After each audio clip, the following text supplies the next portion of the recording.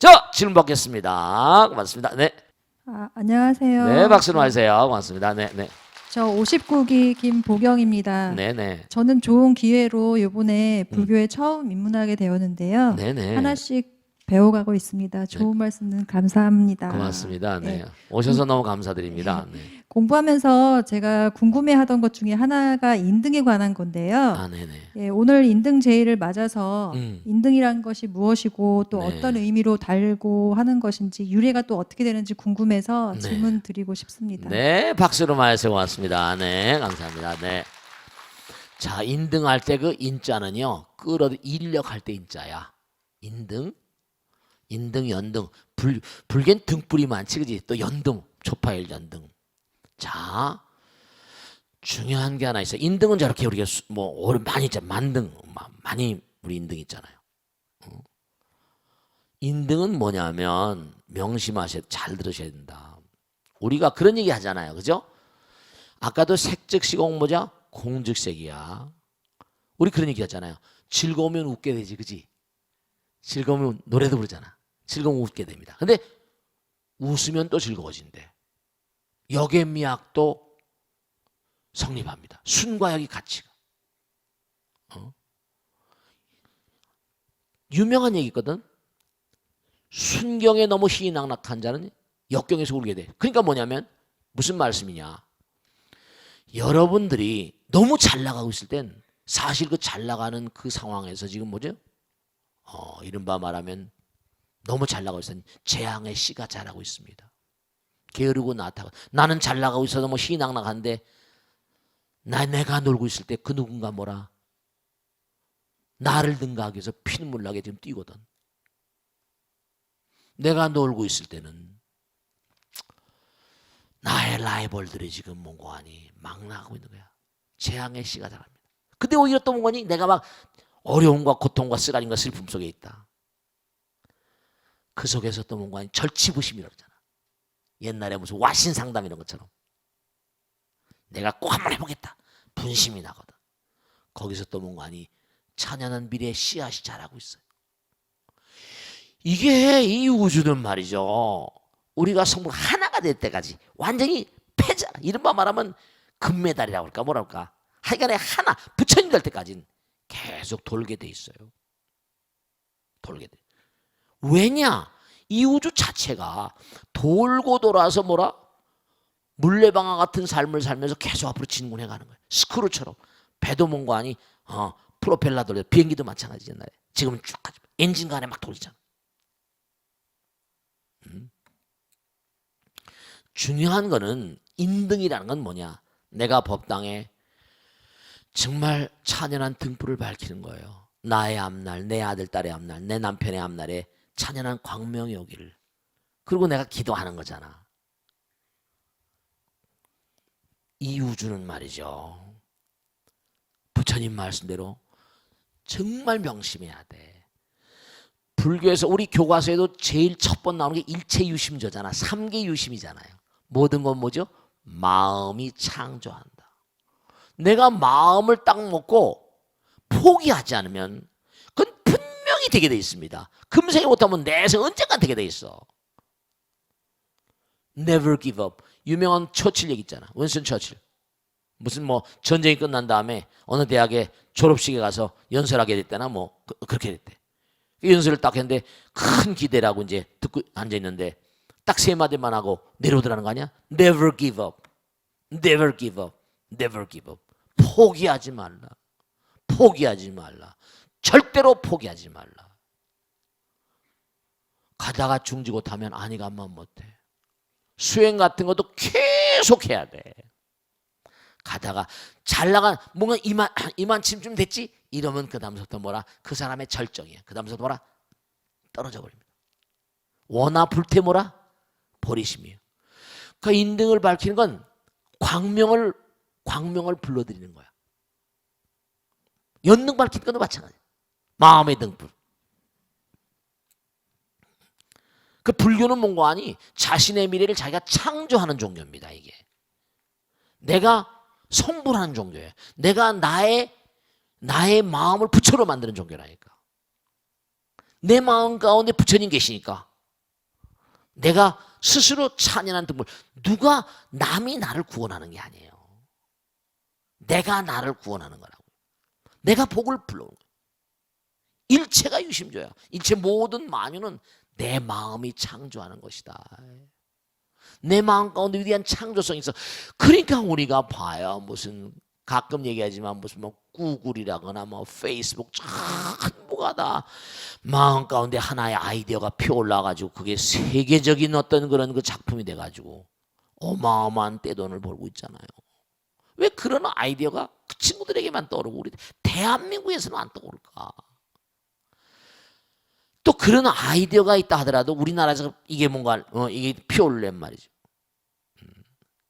이게 또 뭔가 그런 토양이 씨앗을 뿌리면 또 토양이 줘야 잘 자라는 거니까. 미국이란 전 세계를 상대로 하는 곳이니까 그게 또 빨리 꽃 피었는지 모르겠지. 인등은 뭐냐? 연등이 뭐냐? 등불. 나의 미래가 찬란해지기를. 내 마음의 광명, 불성 광명, 자성 광명, 지혜 광명, 자비 광명. 그런 걸 끌어오기를 원하는 거예요. 그러니까 여러분들이 인등을 밝히는, 제가 말씀드릴게요. 아까도 말씀드렸죠. 즐거우면 노래를 부르지만 노래를 불러도 뭐라? 즐거운 거예요. 그 애들이 우리가 뭔가 마음이 쓸쓸하고 슬플 때 또 노래를 부르면 즐거워지잖아요. 물론 즐거우면 노래를 부르지만 노래를 불러도 즐겁고, 내가 즐거우면 웃지만 웃어도 즐거운 것처럼 내가 자꾸만 뭐죠? 부처님께 기도하게 되면 내 마음 내가 원력을 먹으면 대로 그렇게 가게 돼 있거든. 인등이 마찬가지죠. 기도하고 참선하고 그게 결국 제가 얘기했잖아요. 지난번에 미국의 아이비리그의 천재들을 조사했다. 수재 영재들 두뇌 세포를 조사하다 보니까 두뇌 세포에 뭐라 분자별이 뭐가 같다? 영구자석, eternal, permanent magnetism. 영구자석의 분자구조가 닮았다. 걔네들은 영구자석은 말이죠. 자철광, 이른바 쇠자체가 자석을 띠고 있는 거예요. 그 영구자석을 만들려면 거기다 강한 뭐죠? 분자 배열을 아주 연병장에 있는 군인들처럼 질서정연하게 해야 돼요. 보통 범부 중생들은 두뇌가 어떻게 돼요? 지리멸렬이야. 오합지졸. 그러니까 자꾸만 기도하라고 말씀드리고 부처님 말씀 공부하라고 말씀드려요. 참선하고 명상하라고. 왜냐? 우리 두뇌 세포는 너무 지리멸렬돼 있거든. 번뇌가 많고 잡념이 많으니까 스트레스가 많고 법당에 열심히 나오고 기도하고 그러면 이게 달라지거든요. 이 등불은 뭐냐? 항상 드린 말씀이 천년 말년 수백만 겁 억만 겁 캄캄했던 방에도 뭐니 등불을 딱 들고 들어가면 어떻게 돼요? 어둠이 떠나가지 않다고 발부동을 칩니까? 그냥 어둠은 사라지는 거야. 어둠은 사라지는 거야. 내가 몸과 마음을 다해서 참회를 하게 되면 그 법당에 이 벚꽃 대통을 텔레비를 보시는 것도 중요하지만 법당에 나오셔야 돼. 왜냐면 걸음걸음 걸어가 이른바 한 걸음 두 걸음 걸어가고. 왜 봉정하면 왜 가? 한 걸음 두 걸음 걸어오는 거. 지하철 타고 마을버스 타고 이게 오는 게 다 기도야. 그게 기도예요. 자기가 차를 몰고든 뭐든 부처님 자리 자꾸만 가야지. 그 마음자리 자체가 중요하다. 집에서 편안하게 다른 뭐 텔레비 뉴스 안 보고 이러고 본다고 그게 얼마나 공부가 될 것 같아. 마음에 새겨야 되거든. 공부를 해야 되는 거야. 그래서 우리가 자꾸만 인등을 밝히고 연등을 밝히고 등불을 밝히고 법당의 초도 밝히고 광명을 자꾸만 내 마음의 등불을 밝혀서 이른바 업장소멸하고 참회하고 그 법당에 자꾸만 나오면 어떻게 됐어요? 내 마음의 등불을 밝히고. 왜냐? 법등명이니까. 법의 등불은 뭔가 어둠을 살라먹으니까. 이 공부를 하게 되면 뭐죠? 무지, 어둠, 무명. 무지와 무명은 대죄거든. 우리를 죄의 구렁으로 안내합니다. 그러니까 자꾸만 뭔가 하니 우리가 법당에 나오고 인등 밝히고 연등도 밝히고 전부 다 무슨 그런 것들이 여러분 미래를 찬연하게 빛나게 하기 위한 그런 의지의 표현이니까 일체의심조 나의 미래를 창조하는 그런 노력의 일환이다 이렇게 말씀드릴 수 있어요. 아시겠죠? 자, 다음 질문 하겠습니다. 다음 질문. 자, 다음 질문 하겠습니다. 네, 박수로 맞으세요. 네, 박수로 맞으세요. 네, 다음 질문 하겠습니다. 네, 고맙습니다. 네, 네, 안녕하세요. 네. 44기 노년지역 홍명법행입니다. 네, 박수로 맞으세요. 고맙습니다. 네, 질문에 앞서 네. 불교 방송포교에 네. 정말 큰 영향을 끼치고 있는 우리 지광 스님 벚꽃대통 프로그램 관계자의 모든 분들에게 큰 감사의 인사를 드리고요. 네, 고맙습니다. 그리고 이렇게 함께 네. 이 자리에 함께하고 이렇게 질문을 드릴 수 있어서 큰 영광으로 생각합니다. 네, 고맙습니다. 네, 네. 스님 법문 감사하고요. 듣다 네. 보니까 제가 아들을 탓을 할 필요가 없었네요. 네. 제 다 숙제의 결과였기 때문에. 네, 네. 근데 지금 이제 사춘기를 겪고 있기 때문에 네. 제가 많이 공부도 하고 불교를 실천하며 살려고 하다가도 네. 얘기를 하다 보면 부처님 모시듯이 어허. 생각하다가도 순간 등불이 꺼지면서 열이 오르면서 지어서는 안 될 화를 내면서 구업을 지으면서 네. 그래. 참회를 하거든요. 네네. 그래서 천수경도 틀어놓고 뭐 벽 보고 참회도 합니다. 네네. 그런데 주변에 친구들을 보면은 더 크게 고민하는 친구들이 많아요. 네, 그렇습니다. 그래서 이럴 때 자녀 교육을 지혜롭게 잘 할 수 있는 방편이 무엇이 있을까? 네. 저희 큰 스님께 지혜 법문을 청합니다. 박수로 맞으세요. 네. 여러분들 말씀이죠.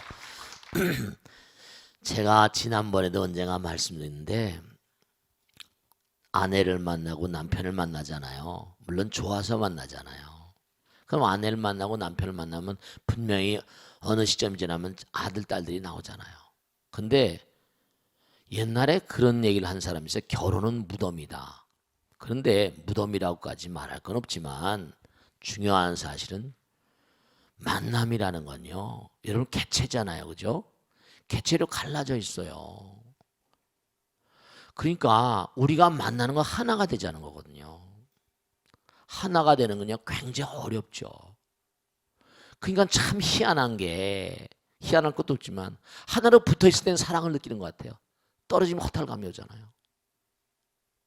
참 묘한 거예요. 줄리앙 소레 저 루제노아 옛날에 적과학 그 소설을 보니까 그런 게 나오대요. 여자의 몸은 용광로와 같아. 들어가보면 다 녹아버리는 것 같은데 떨어지지 못해 돼요. 황막한 사막에 서 있는 것 같아. 황막한 들판에 황무지에 서 있는 것 같아. 허탈한 거예요.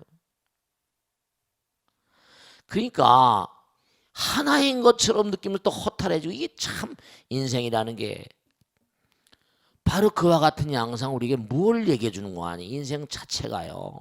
수행입니다. 수행이에요. 아들, 딸들이 얼마 있으면 나오거든요. 아들, 딸들 역시 나의 수행의 또 하나의 뭔가 아니에요. 수행의 어떤 그런 그 공부거리예요. 왜냐하면 오에디푸스 컴플렉스 부처님경에 나와. 이제 공부하다 보면 다 나오는데 부처님께서 말씀하셨어요. 자, 생각해 보세요. 이 광활한 우주 가운데 진짜로 광활한 우주 가운데 그 남자와 그 여자가 만났어요. 근데 그 배를 타고 어떤 아이가 나왔거든요. 사내 아이든 여자아이든. 그럼 하필이면 이 광활한 우주의 무량한 대천세계 정말 생각해보세요. 이 불가사의합니다. 인간이 생각할 수 있는 가장 수승한 인연이 부모 자식 인연이에요. 이 광활한 우주에 정말 한도 끝도 없는 뭐 티코 브라에 케플러 무슨 수많은 천체 물리학자들이 일생을 데카르트 무슨 뉴턴 전부 다 탁월한 과거의 물리학자들은 하늘의 별을 안 바라본 사람이었고 빛을 연구하지 않은 학자들이었습니다. 과학사에 본 말이죠. 그 무량한 별들에서 바라만 봐도 황홀하잖아요. 사무치도록 황홀해요. 그 많고 많은 별나라들 가운데서 자꾸 찾아가지고 열을 뱃속에 들어오는데 그게 보통 일 같으세요? 어떻게 생각하세요? 보통 일이 아니에요. 그게 둘 사이에 뭔가 과제가 있으니까 풀어야 될 과제가 있는 거예요. 근데 그렇게 그 찾아서 뭐 엄마 따라 산만리가 아니야. 이건 뭐 도저히 상상도 못할 그냥 그 인연을 따라서 지금 여러분 뱃속에 들어온 거예요. 그 경전에 뭐냐? 아들은 전부 다 전생에 아내의 연인이라고 나오잖아요. 정말 사랑하지 않으면 들어오겠어요, 그걸로? 이 여자는 내 여자애로 들어온다는데? 이 남자는 내 남자애로 들어온다는데? 실제로 아마 틀림없어도 부처님께서 거짓말 하셨을 이유가 없지. 근데 지금 만난 남편과 지금 만난 아내도 뭔가 하니 인연 따라 만났잖아요. 근데 따지고 보면 또 어떻게 보면 별 볼 일 없잖아요. 그치? 살고 보니 또 뭐 그렇고 그런 거 아니에요. 그러니까 우리가 뭐냐 하나 중요한 게 있는 게 과거 생에도 금생에도 인연을 너무 소중하게 여기지 않는 거예요. 인연을 소중하게 여기지 않으니까 자꾸만 빈번하게 만나면서 인연의 소중함을 일깨우는 거죠. 그러니까 제가 하도 많은 부모들을 만나고 부모 자식의 이 문제, 뭐 교육의 문제뿐만 아니라 비단 얼마나 속색인 일들이 많습니까? 근데 여러분 지금 보세요. 자, 그러면 지금은 부부로 만났어요. 제가 지난번에 어떤 거사님이 얘기한 거 말씀드렸죠. 스님 정말 저는 우리 아내를 사랑합니다. 우리 아내 너무 훌륭한 여자거든요. 정말 근면성실하고 시어머니 아버지 너무 잘 모시고 정말 저는 우리 아내를 만난 걸 금생의 큰 수확으로 생각합니다. 정말 감사하거든요. 애들도 얼마나 이렇게 잘 키우고 저한테도 너무 잘하는데 하루는 자기가 집에서 조용히 애들 다 나오고 둘만 있을 때 그랬다는 겁니다. 여보 나는 내 생에 다시 태어나도 당신을 만나고 싶어. 그랬더니 뭔가 하니 아내가 이래로 족합니다. 이러더니 한 번으로 족하다고 그래요. 그러니까 뭐냐면 공부가 안 돼서 그래요. 이게 내가 저 사람의 마음을 아프게 하는 게 이게 내가 이 우주는 인과니까 인연과 보니까 내가 저 사람의 마음을 아프게 하는 것을 뭔가 지금 이렇게 받고 있구나. 아이들이 속삭이는 걸 가만히 보면서 내가 전생에 저 녀석 속을 얼마나 새겼나. 그렇게 생각하고 아이들에게 여러분 제가 꼭 말씀드릴게요. 언젠가 말씀드렸죠. 간방에 가서 교도관하고 얘기를 하다 보니까 교도관들이 그러더라고요. 스님 흉악범들도 신사적으로 대하면 신사처럼 굽니다. 네, 상대방은 내가 봐주는 대로 변해가요. 화엄경에도 부처님께서 그렇잖아요. 어려운 일이지만 여긴 또 다 훌륭한 보살님들 계시잖아요. 아마 노력을 많이 하고 사실 거예요. 그런데 가능한 한 정말로 아까 둘이 아니고 하나라고 했잖아요. 우린 하나 되기 위해서 만난 거예요. 그러니까 남편과 만날 때 결혼은 뭐라 수행이다 이렇게 생각하고요. 아들, 딸 태어날 때마다 즐거움 속에 아들, 딸을 만나지만 사랑으로 만들었잖아요. 사랑의 결실이잖아요. 그러니까 물론 속세이고 마음 아프게 하고 그럴 때마다 여러분이 울어요. 울라니까 참에 눈물 흘려고. 아들 앞에서 울어봐. 아들 앞에서 울면 아들이 어떻게 생각할 것 같아? 우리 엄마는 울보야 그러겠지만 엄마가 우는 걸 보고 좋아할 아들이 있겠어요? 엄마 내가 모자라지만 열심히 할게. 자꾸만 나하고 제가 하도 많은 분들을 만나뵈면서 느끼는 게 있는데 이렇게 딱 아들 딸들 데려와서 하는 짓을 보면요 벌써 하나가 아니고 둘이야. 개체가 다른 걸 완전히 스님이 느끼겠는데 그럼 아들은 안 느낄 것 같아요. 하나인 상태에서 하는 말하고 둘인 상태에서 말하는 거고 하늘과 땅 차이입니다. 천당 지옥 왔다 갔다 해. 그러니까 자기는 아들 딸 잘 되게 하려고 얘기하지만 아들은 지옥같이 느껴지는 거예요. 내가 아이들에게 얘기할 때 하나가 된 상태에서 얘기할 때하고 갈라져 있는 상태에서 얘기할 땐 이거는 전혀 역효과입니다. 아이들이 전혀 뭔가니 긍정적으로 받아들이지 않아요. 항상 사랑을 바탕으로 말하고 생각하고 행동해야 됩니다. 그렇지 않으면요, 이건 100% 역효과예요. 남보다 더 나빠지는 게 부자지간, 부부지간입니다. 왜냐? 가장 가까운 사람은 가장 큰 원수가 될 가능성이 커요. 남들은 나하고 상관없으면 살아이건 뭐건 워낙에 나눠져 있으니까. 근데 하나라고 느끼는 상대방에게 둘처럼 말을 해버리면 상대방은 배신감을 느낀다니까요. 그러니까 중요한 건 우리는 사랑의 완성을 위해서 만난 건데, 그냥 내가 우월하다고, 내가 낫다고, 내가 당신의 아내라고, 남편이라고 원수를 만들어 버립니다. 그래서 부부가 딱 헤어지면 남보다 더 무서워지는 거예요. 명심하시고, 정말 항상 우리는 결혼은 수행이다. 아들, 딸 만난 건 그 사이에서 뭐라 풀어야 될 과제가 있어서 만난 것이다, 이렇게 생각하시고 진지한 자세를 임하셔야 돼요. 질문 받겠습니다. 네, 질문 받겠습니다. 네, 씩씩하게. 손 들어보세요. 네. 부처님께서는 법이 불이요, 불이 법이라고 하셨는데요. 그랬죠. 그런데 우리가 사회 규범에 충실하게 살다 보면 네. 종종 안타까운 모습도 많이 보게 되는데요. 그렇죠. 네. 법이 약자를 보호하지 못한다는 그런 경우도 많이 접하게 됩니다. 네네. 그런데 이럴 때는 이런 것이 과연 부처님 뜻인가 하는 의문이 들 때도 있는데요. 네. 스님, 부처님 뜻이 미처 닿지 않는 그런 법은 우리가 어떤 마음으로 받아들여야 좋을지 모르겠습니다. 네. 가르쳐 주십시오. 네, 박수로 맞으세요. 네. 우리 보살님 질문하신 저런 일들이 비일비재해요. 사실은 육법전서 가지고 인간의 모든 양상들이 해결되질 않아요. 그리고 또 하나, 너무나 많은 사람이 너무나 많은 일들을 겪고 살잖아요. 근데 사람들마다 자기 나름대로마다 다 억울하다고 그래요. 나의 상대방도 억울하다고 그러고 나도 억울하다고 그럽니다. 그렇죠. 억울하지, 억울해. 그런데 중요한 건 가치의 척도가 다 다르거든요. 억울하다고 그러지만 분명히 말씀드릴게요. 그런 억울하다는 그런 일들이 발생한 것도 전부 다 과거생에 연원을 둔 일들이 대부분이거든요.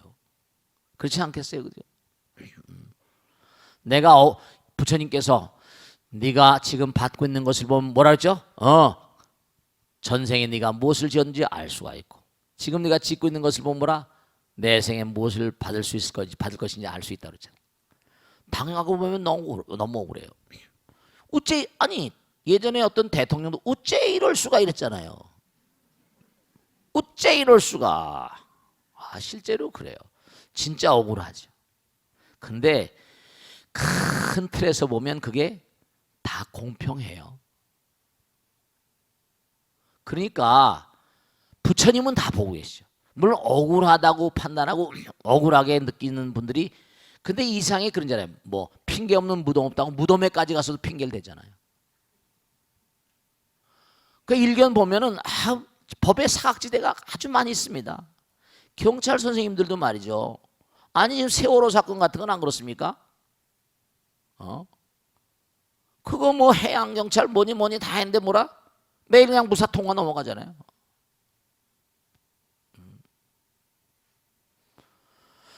그러면 정말로 말씀이죠. 기가 막힌 게 그 세월호 문제뿐만 아니라 모든 게 다 정말 돌아가신 분들만 억울하게 된 상황인 것처럼 우리가 생각되는데요. 사실은 어떻게 보면은 우리 모든 국민들에게 큰 아픔을 주고 우리 모든 국민들의 잘못이죠. 법을 우습게 알고, 그 다음에 뭔가 사바사바 적당 누구의 마음 가운데나 돈 덜 내고 어떻게 많은 걸 어떻게 끌어들려고 하는 누구의 마음 가운데나 다 그런 마음들이 있다니까요.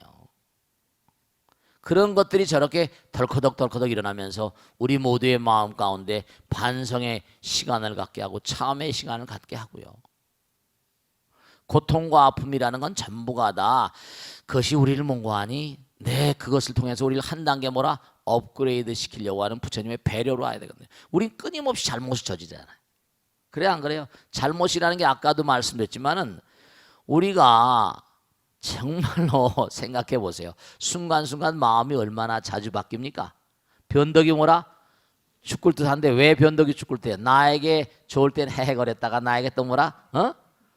나에게 좀 뭔가 불이익 된다 그러면 금방 왕방울만하게 눈이 커져가지고 그냥 막 죽일 놈 살릴 놈 하잖아요. 마음이 평정하지를 못해요. 그러니까 법의 사각지대가 굉장히 많습니다, 여러분들. 경찰 아저씨가 왜 이걸 안 해주냐? 또 무슨 법원에서 무슨 뭐 이걸 왜 안 해주냐? 뭐 하나?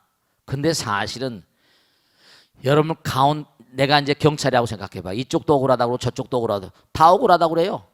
그래 안 그래요? 가해자가 피해자가 되고 피해자가 가해자가 되고 얼마든지 바뀌는 게 수도 없이 많죠? 그럼요.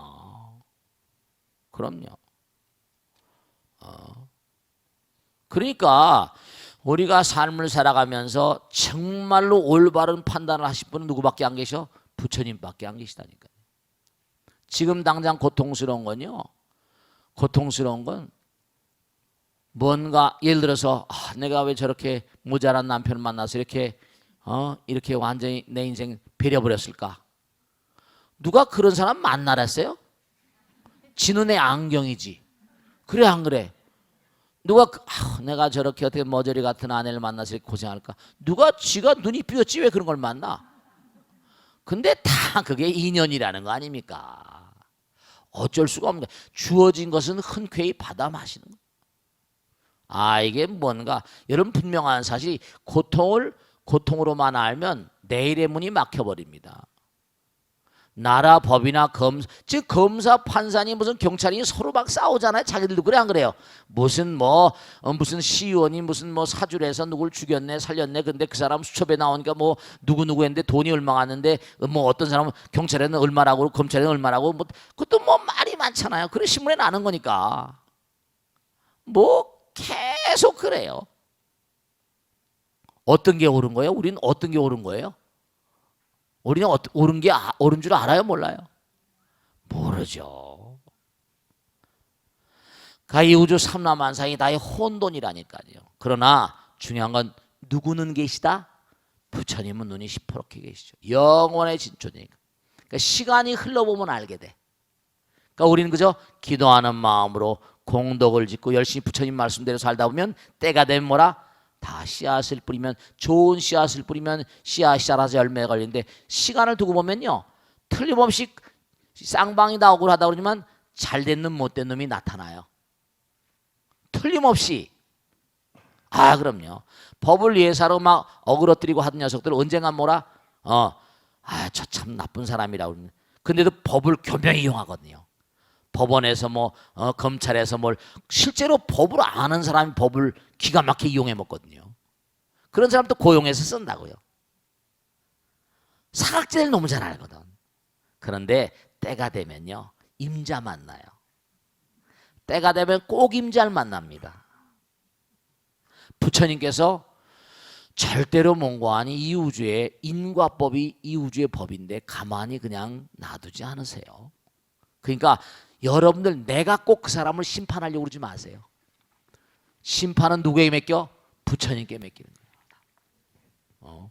축구 월드컵을 하는데도 몽고 아니 그냥 골을 넣는데도 몽고 아니 심판이 잘못해서 안 됐다고 안 들어갔다고 그러고 막 그러잖아요. 그래 안 그래요? 그리고 막 많이 봤잖아요.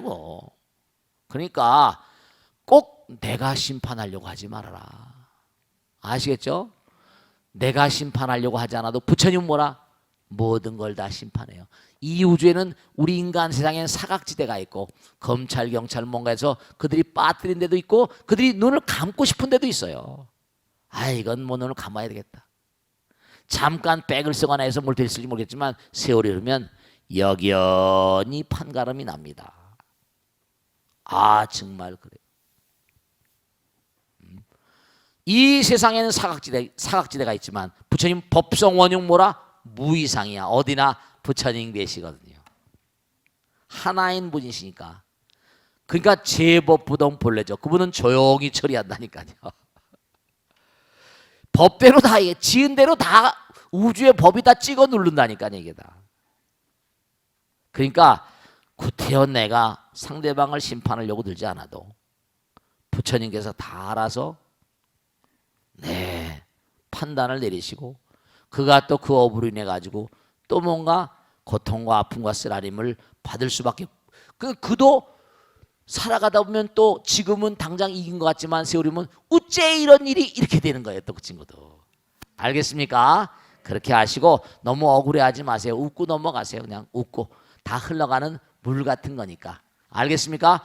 어떤 고통도 너무 괴로워하지 마세요. 그 고통을 느끼는 것만큼 손해입니다. 웃고 나가야 되는 거예요. 이런들 어떠하리 뭐라? 저런들 어떠하리. 이방원이가 어쨌든 간에 나라를 세웠잖아요. 어쨌든 간에. 백골이 진토되는 거 그것도 좋지만 자기가 그냥 죽여놓고 또 정몽주가 충신이라고 막 계속 그냥 홍보한 사람이 이방원입니다. 대대손손이 뭔가니 충성을 다해야 되니까. 이방원이라는 사람이 태종이 정몽주 선양 작업을 해가지고 정몽주를 완전히 띄우는 사람이 이방원이에요. 그러니까 전부 다 그런 걸 아시고 말씀이죠. 구태여 내가 심판할 이유가 없다. 누가 심판한다? 부처님께서. 자, 다음 질문 받겠습니다. 박수님, 다음 질문 받겠습니다. 네, 누구? 네, 네, 여기 갖다 드리세요. 네, 자, 네. 벚꽃대통을 보면서 많이 배우고 있습니다. 네네. 네, 많이 배우고 있고요. 거의 빠지지 않고 보고 있습니다.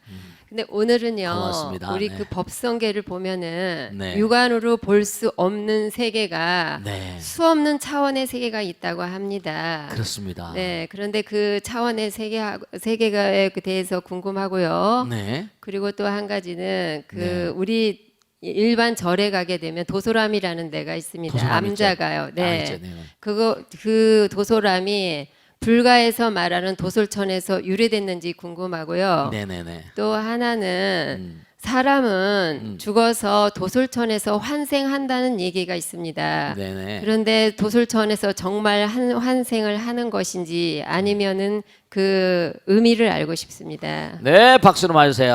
고맙습니다. 네. 정말로 차원 얘기를 했는데 다이멘션. 이 물리학에서는 다이멘션 차원을 LMT라고 하는데 length, mass, time, 시간과 공간의 세계 이 LMT로 판단을 합니다. 우리가 사는 세계 같은 데는 이제 시간과 공간 속의 세계니까 3차원이라고 해요. 눈에 보이는 거잖아요. 눈에 보이지 않는 세계는 4차원 이상이죠. 근데 4차원 이상의 세계가 얼마든지 존재 가능하다고 위상기하학이라는 학문에 보면 그게 무한대한 차원의 존재가 가능합니다. 왜냐하면 당장 y = x 플러스 b가 있잖아요. 그죠? y = x 자승 플러스 b x 플러스 c가 그 다음에 3승 있고 4승 계속 나가잖아요. 얼마든지 나갈 수가 있어요.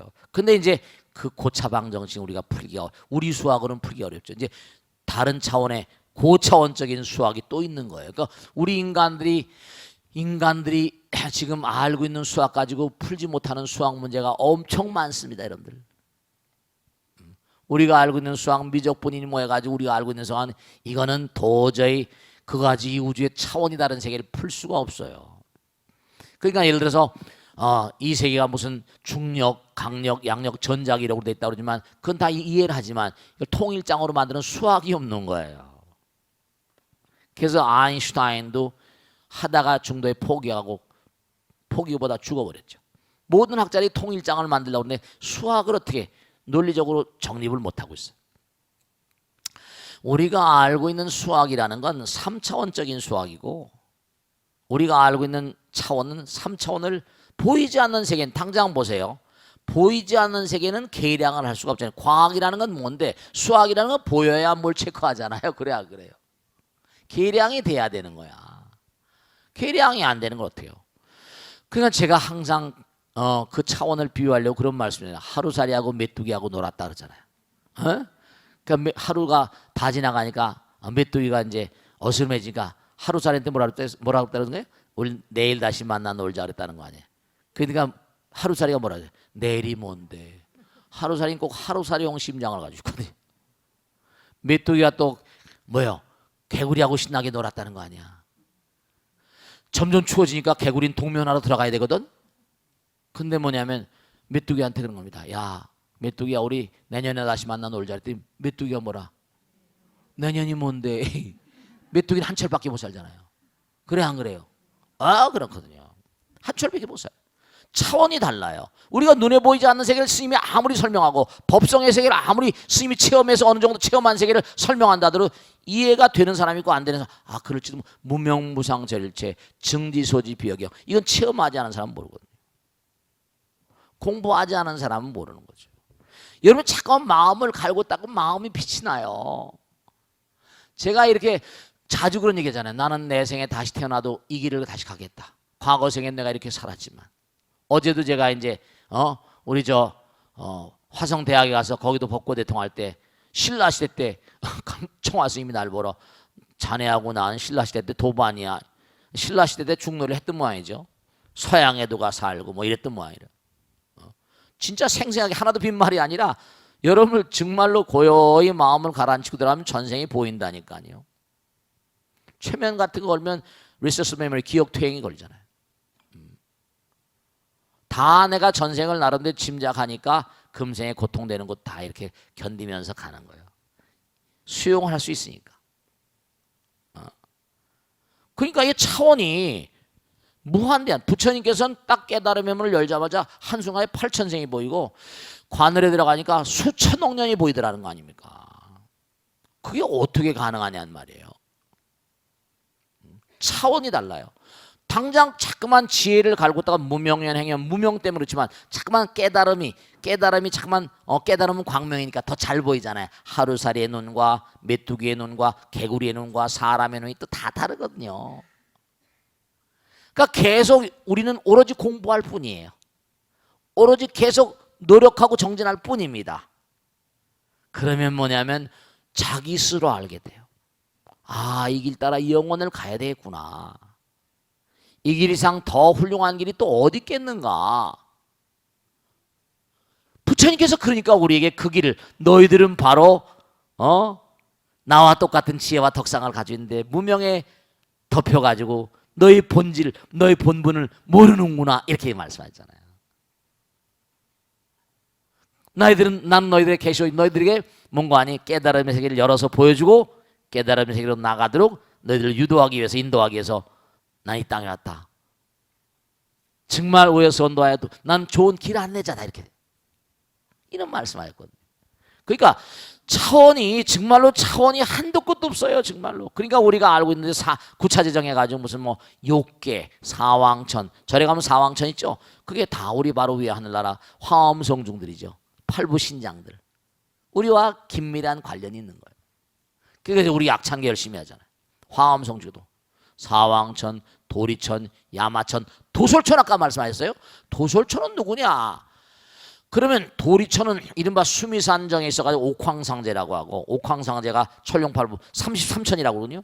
도리천 다음에, 도리천은 지구의 100년이 하루입니다. 거기서 몇십억 년 지구 인간으로 따지면 몇십억 년 사는 거야. 야마천, 그 다음에 야마천 다음에 도솔천이 있는데, 도솔천은 뭐냐? 부처님께서 도솔천에서 오셨거든. 이 사바세계, 그러면서 하신 말씀이 나의 후계자 미륵이 내가 있던 곳 도솔천 내원궁에서 지금 다음 세상에 부처로 오기 위해서 열심히 부처의 수업을 받고 있나니라, 이랬단 말이에요. 그 도솔천인데 도솔신앙, 이른바 말하면 도솔천에 부처님이 계시기 때문에 신앙이 도솔상생신앙이 있고 도솔하생신앙이 있어. 도솔상생신앙은 지금 거기 누가 계시다? 미륵 부처님이 아직 안 됐잖아. 미륵보살님이 계시니까 미륵보살을 만나 뵙고 미륵보살에게 내가 뭔가 법을 듣기 위해서 미륵 도솔천에 나기를 원한다, 이런 마음 가지고 신앙을 열심히 하면 도솔상생신앙, 도솔천에 나게 돼 있습니다. 미륵보살을 만나게 돼 있어요. 무착이나 세친 같은 그런 무착스님인가? 그 스님은 내가 정말 도솔천에 있는 미륵보살을 만나가지고 정말 뭔가 하니 궁금한 걸 다 물어보겠다 해가지고 섭대승론이가 무슨 알간에 그 미륵보살 진짜 만나가지고 전부 다 공부한 걸 써서 한 그런 책이 있습니다. 섭대승론이가 기억이 금방 안 난. 그러니까 도솔 상생신앙 있고 도솔 하생신앙은 뭐냐? 미륵 부처님으로 내려오시는 거야. 다음에 용화세계. 미륵 부처님이 이 땅에 오셔서 찬연한 문명을 만드시는데 그때를 용화시대라고 그래요. 미륵불의 시대를 용화세계라고 그럽니다. 자기가 미륵불이다 뭐 옛날에 궁예도 그러고 막 그랬잖아요. 제가 요번에 룽먼 저 용문석굴에 가니까 측천무라고 측천무 아시죠? 무측천. 당나라 현종의 애인이었다가 아들인 뭐라 고종의 부인이 된 여자입니다. 그래가지고 정권을 휘어잡아가지고 중국 천하를 휘어잡아가지고 아들 2명씩이나 죽여 수도 없이 죽이면서 대단한 여자였죠. 근데 얼굴이 예뻤던 모양인데 룽먼에 가서 가만히 보니까 자기 얼굴 따라서 본 거 아니? 거기 용문석굴에 그 아주 하이라이트라고 할 수 있죠. 예쁘게 생겼던 모양이 돼요. 근데 그도 지금 진토가 돼버렸겠죠. 그러니까 이른바 말하면 도솔천 자기가 미륵이 하생했다고 또 그랬다는 거야. 자기도. 그러니까 전생에 독양해서 자기 누구든지 다 미륵이라고 그래. 자기가 내려왔다 이거죠. 미륵 부처님이 오실 때 이 땅에 다시 태어나서 이른바 말하면 내가 미륵 부처님 만나 뵙고 선불하겠다 이런 그 미륵 신앙인 거예요. 그러니까 도솔천에 상생하고 도솔천에 하생하는 환생이 아니라 도솔천에 나기를 원하는 그런 신앙이 있습니다. 그렇게 하고 그 다음에 뭐냐면 도솔암 그런 건 다 그런 걸 본따 가지고 이제 도솔천 도솔암에서 한 거죠. 하늘나라 중에 하나고 부처님 오신 곳이란 말이에요. 아시겠죠? 그러니까 우리가 정말 살아가면서 우주엔 무한대한 차원인데 그 차원의 세계로 계속 나가기 위해서는 끊임없이 뭐라? 정진해야 된다. 그러니까 이거다 저거다 뭐라? 말씀 마시고 오로지 뭐라? 앞으로 나가는 길. 앞으로 나가는 길밖에 없다 이런 말씀이 아시겠죠? 자, 오늘 여기서 모두 끝내겠습니다. 모두 성불하시오. 감사합니다. 마치겠습니다. 수고하셨습니다. 네.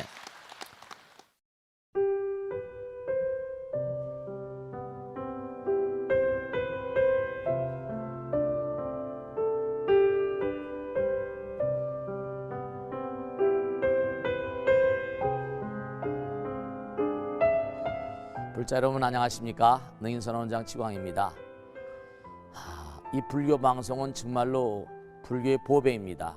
부처님의 거룩한 뜻이 무엇입니까? 부처님의 가르침을 세상에 퍼뜨린 거 아니겠습니까? 불교를 정말로 한 차원 업그레이드 시키고 한국 불자들의 신심을 한 차원 더 장양시키기 위해서는 여러 불자님들의 정말 도움이 필요합니다. 몸과 마음을 다해서 많은 불자님들 ARS 한 통에 이 불교 방송이 살아날 수 있습니다. 여러분의 관심과 그 다음에 편달이 한국 불교의 새로운 날 그리고 새로운 시대 새로운 차원으로의 도약으로 그렇게 우리 방송 불교를 그렇게 인도할 것이라고 확신합니다. 감사합니다. ARS에 많은 관심 부탁드립니다. 감사드립니다.